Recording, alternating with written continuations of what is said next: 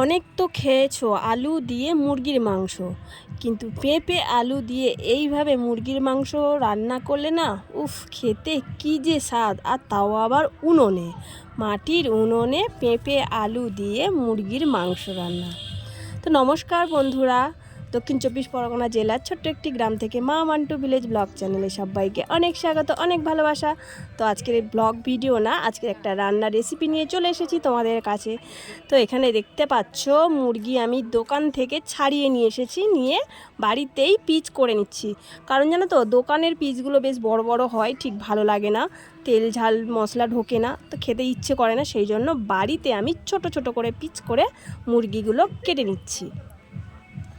আর এই যে দেখতে পাচ্ছ, এখানে কেটে নিয়েছি আলু আর পেঁপে, আর দিয়েছি একটা গাজর, কারণ এই গাজরটা আমার মান্টু খাবে। আর এই যে দেখতে পাচ্ছ পেঁয়াজ কুচি। আর মাংসটা না আমি সমস্ত রকম মশলা দিয়ে মিশিয়ে নিয়েছি, মানে পেঁয়াজ, আদা রসুন বাটা, লঙ্কার গুঁড়ো, হলুদ গুঁড়ো, সর্ষের তেল সব কিছু দিয়ে মাখিয়ে নিয়েছি। তো দেখো, এখানে উনুনে আমি কড়া বসিয়ে দিয়েছি। তো কড়ার মধ্যে তেলটা আমার গরম হয়ে আসছে। তো এই কড়াইয়ের মধ্যে প্রথমে আমি আলু আর পেঁপেটা ভেজে নেব। তো একটু মানে লাল লাল হয়ে গেলে এগুলোকে আমি তুলে নেব। আর উনুনে যেহেতু কাঠের জাল, বেশ মানে তাড়াতাড়ি হয়েও যায়। আর তারপরে দেখো, এখানে দিয়েছি দুটো তেজপাতা, দুটো শুকনো লঙ্কা আর একটু গরম মশলা ফোড়ন।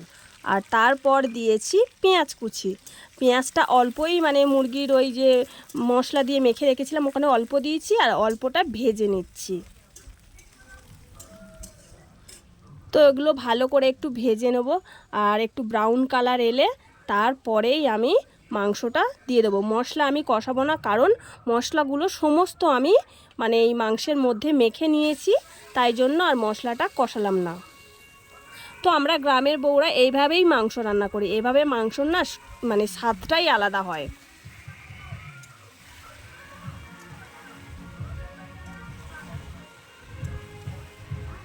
তো এগুলো একটু খুন্তি দিয়ে নাড়াচাড়া করব, অনেকক্ষণ ধরেই কষাতে হবে।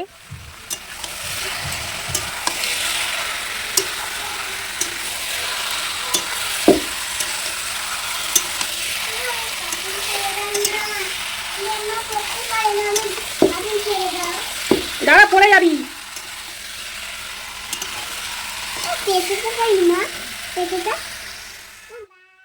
উনুনের জালটা আমি বেশি জোরে দিচ্ছি না, হালকা টিপটিপেই দিচ্ছি, দিয়ে আস্তে আস্তে করে মাংসটাকে ভালো করে কষিয়ে নিচ্ছি।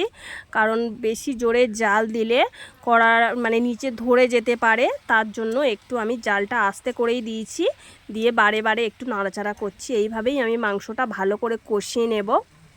যেহেতু ওর মধ্যে কাঁচা মশলাটা দেয়া আছে, তার জন্য একটু ভালো করে কষাতে হবে।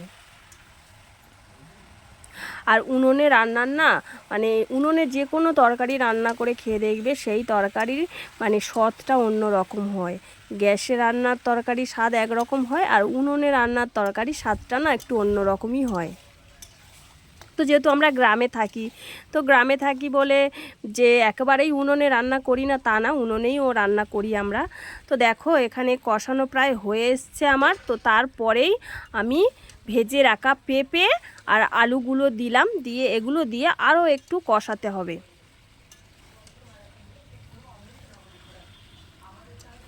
তো কালারটা দেখো কত সুন্দর কালার এসেছে।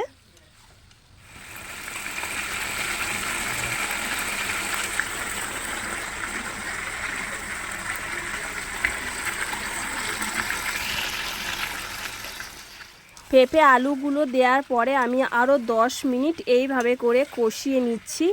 আর উনুনের জালটাও আমি বেশি জোরে দিচ্ছি না।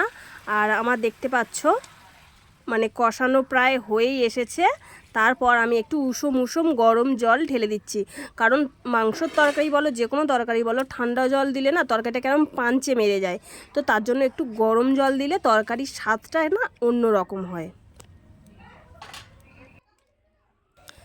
দেখো বন্ধুরা, মাংসর তরকারির কালারটা কত সুন্দর এসছে।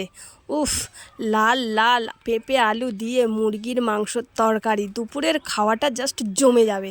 তো দেখেই তো জিভে জল চলে আসছে।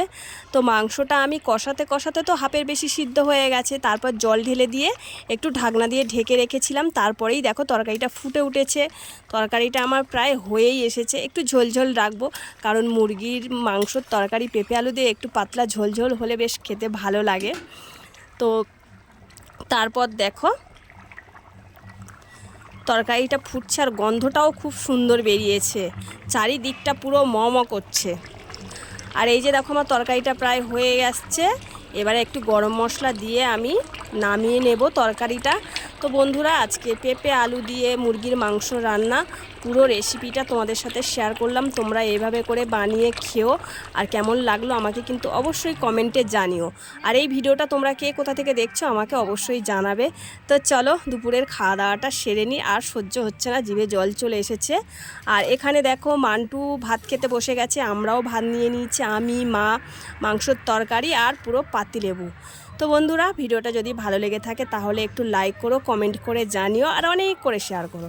আর আমার চ্যানেলে যারা নতুন বন্ধু আছো, আমার চ্যানেলটিকে সাবস্ক্রাইব করে আমার পাশে থেকো। তো চলো আজকের এই পর্যন্ত। সবাই ভালো থাকবে, সুস্থ থাকবে। আবারও চলে আসবো কালকে আরও একটা নতুন ভিডিও নিয়ে। তো সবাইকে টাটা।